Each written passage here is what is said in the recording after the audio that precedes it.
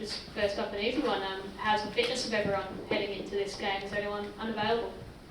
Yeah, we've got one unavailable. Martin Boyle. He obviously he had the ACL injury last year. He had a bit of swelling over the last couple of weeks, and he didn't play last Wednesday. Played Sunday. Pulled up well. But I decided to, after speaking to the clubs, the medical staff of their clubs, I was a little bit concerned that he wouldn't fly out to Australia, but he will be in Kuwait for the Palestine game. Anticipate him being available potentially to play a role in that Palestine game then? Sorry? You anticipate you'll be able to have him? Yeah, no, 100%. Yeah, and it was just mainly down to obviously the fact that it was on the knee, that he had the ACL, the swelling, and the long flight that could have made his knee swell up again. So with the communication between my medical staff and their medical staff, it was the best thing to do was to leave him over in Scotland. He's training, I spoke to Montgomery, Nick, and he trained for 4 days with Hibs, and he'll join us as soon as we get across to Kuwait. Joe Lynch, freelance. Hi Artie. Obviously the boys have been coming in drips and drabs over the course of the past week, haven't had a lot of time on the track with them. Have you settled on your starting 11 for tomorrow night, or do you need to see them in one last session before you do that? Yeah, no, I need to see them tonight. We had we had 13 players last night for training that could do a three-quarter training session. Some boys arrived yesterday morning, yesterday afternoon, and it was just an active recovery, but tonight's the first time I'll be able to get the 22 players on the pitch and get to see them. Look, we can talk about that all day long, but it's going to happen like that every camp. So it's the way it is. The most important thing for me is that they come in and they've got the energy straight away to play for the nation, and for them to come in and see their mates is crucial as well. And that's when I say that mates, that's the rest of the boys, and because they've got great mateship, and they're always excited to see each other, and they can't wait to play in front of the Aussie fans and their families. Talk about games like these against oppositions that are probably going to sit back, where you're going to have a lot of the ball. The boys need to show their skills, bring out that backyard football. I guess, how have they responded to that messaging when they've come into camp and you've told them that's what's needed? And is it exciting for them that they get a bit of freedom like that? Yeah, look, and again, it's we can practice the shape tonight for 10 minutes or so, and but it's down to the individual skill, and that's what I said to them yesterday, and I'm being honest with them, is that technically we're probably better and physically we're better. It's about the mentality and the mindset of going into this game and showing everyone what our skills are and what we've got. And there's going to be plenty of times where we get in one-on-one positions and situations, and I want to see them go for it and be positive and get men in the box to score goals. Hi Coach, this is Rifat Masood from T Sports Bangladesh. First of all, congratulations, you're going to make a record tomorrow for that. As Matthew Ryan was saying, that it's all about them. It's all about Australia, but it's also a game between two teams. Have you had the time to analyze Bangladesh, or maybe what's your take on them? Yeah, look, I've had probably 3 weeks, since they played the Maldives, home and away, and to watch what they do. One thing I will say is they've got great determination and great fight as a team, and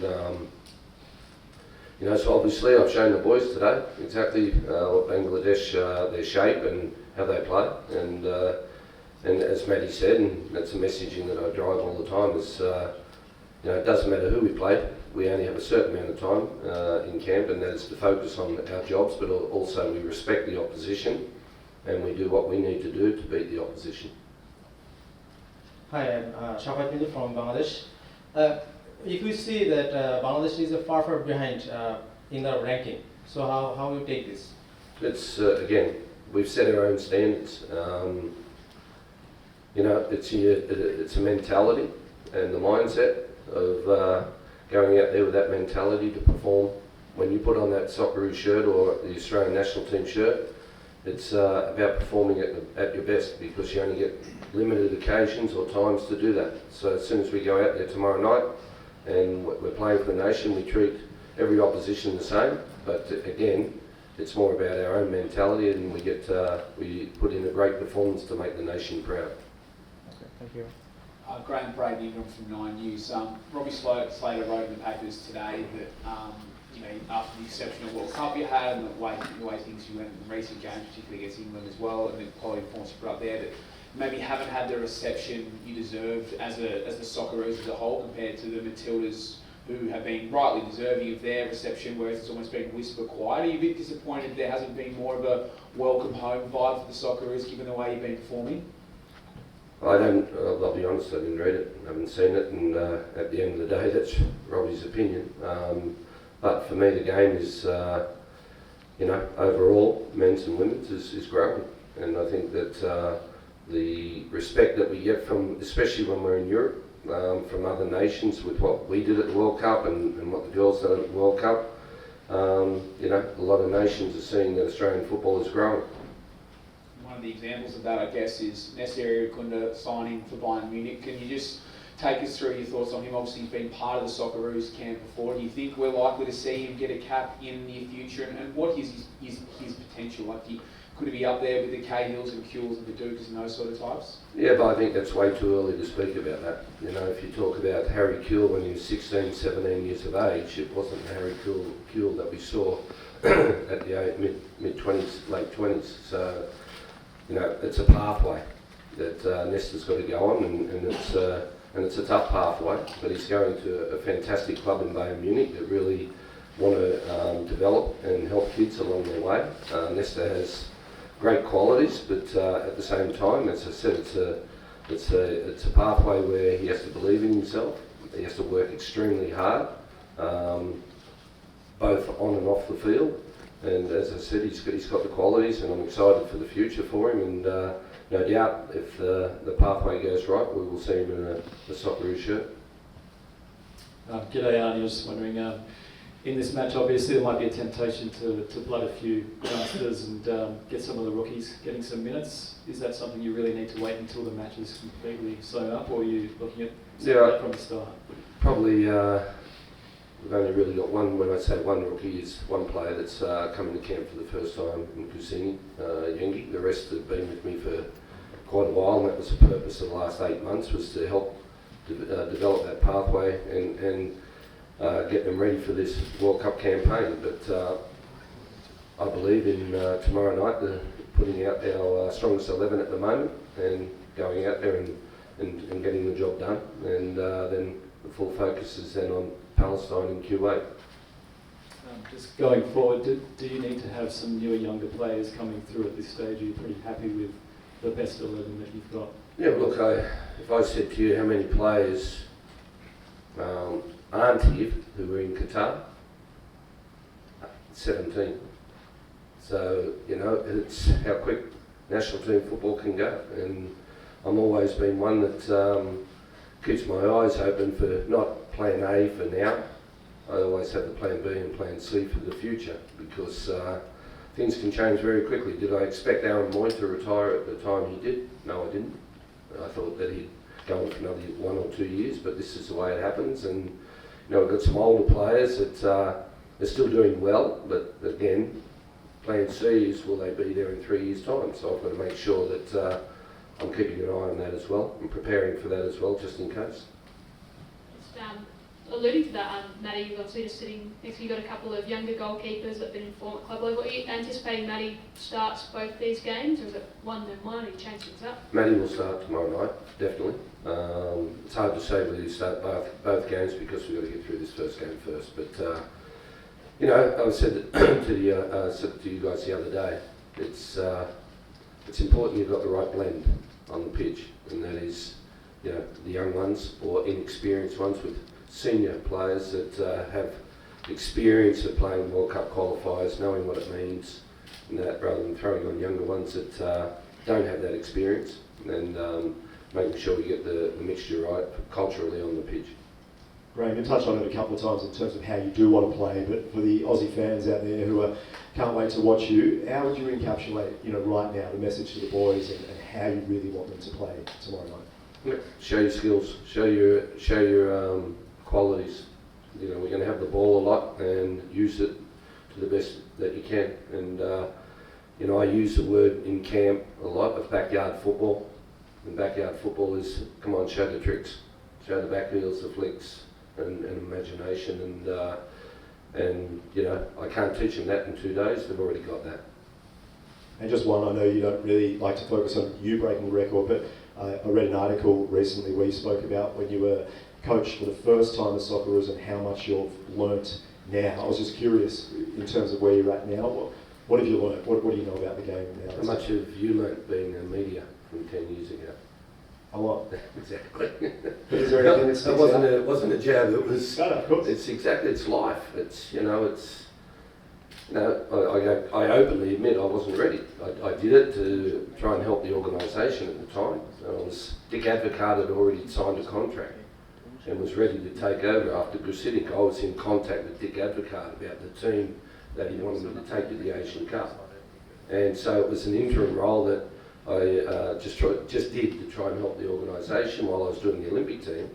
But what I can say is what I learned in that period, just that 12 months or 10 months, was probably the best lesson I could have ever learned. I tried to be someone who I wasn't as a human being. I tried to be Gusidic and be hard and, you know, all that stuff. And I'm not saying that on the man management side, but I honestly say that the boys didn't respect me as a coach those days. And they were right, because I hadn't done anything as a coach. And you know, it was a real telling moment in time of that 12 months of, you know, after I finished that Asian Cup, it was like, oh, do I really want to be a coach?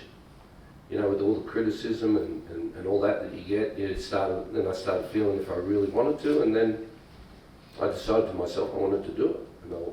And I had to improve, because, you know, otherwise you don't last long in this industry. And as I said, if I reflect back today and reflect back to it, you know, I still remember clearly the results. You know, we lost. We ended up losing against Japan in a penalty shootout in the quarter-final, and we were a man short after 60 minutes. So we played 60 minutes against Japan and had a 1-1 draw. And we lost the penalty shootout, and obviously losing against Iraq 3-1 and that. And you know, you still have those memories, but a lot of times you reflect back to those times and what I did those days that today you just don't do at all, especially with the new generation of people and the game. Speaking to Mass this morning, and he talked about how easy coming back into camp has been for him, because you basically said to him, just keep doing what you're doing at Ipswich, keep playing to your strengths there, and I'll adapt the system to you. I guess, how difficult is that for you to do? Because if you've got 11 blokes out there playing the way they already play, you're trying to assemble a jigsaw puzzle with 11 very different shaped pieces in it. How do you go about accomplishing that in a very short period of time? Yeah, look, again, Joe, I think the most important thing is they're excited to get on the plane and to come and to get into camp with their mates. And then we have a great culture of mateship in between the players, and then with the staff, we're like fathers, right? We're there to help. It's their careers and their lives. But this is a part where probably a lot of people don't see what I do in terms, and I sit every Tuesday, Wednesday watching the individual at their clubs. There's no use, I don't get the time, there's no use me trying to bring Mass along though in, say for example, how he plays at Ipswich every week. He's coached there for 48 weeks of the year to play a certain way, and he comes in with me and I try to change it in one day. It's going to confuse him, frustrate him, and you're not going to get the best out of him. So I sit and watch what he does, and I said the same to Kusini Yengi yesterday.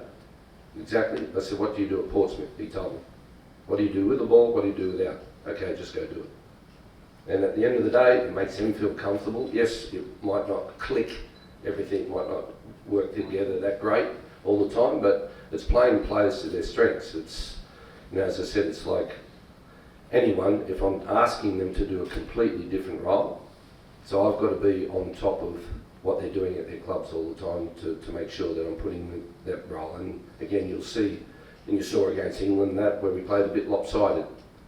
You know, with the left winger high and wide on the left, but on the right side we didn't have a winger.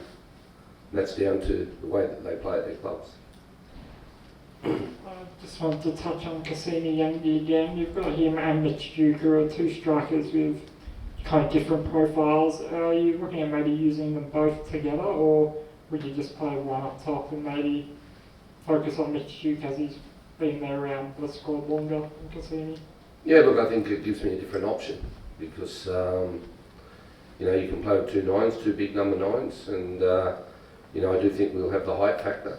That if we get some, you know, good delivery in the box, that we've got 2 big strikers, and you know that's important. We can play a different way, and that's why again bringing in players that play a different style and have different attributes can always help changing the system or changing our style.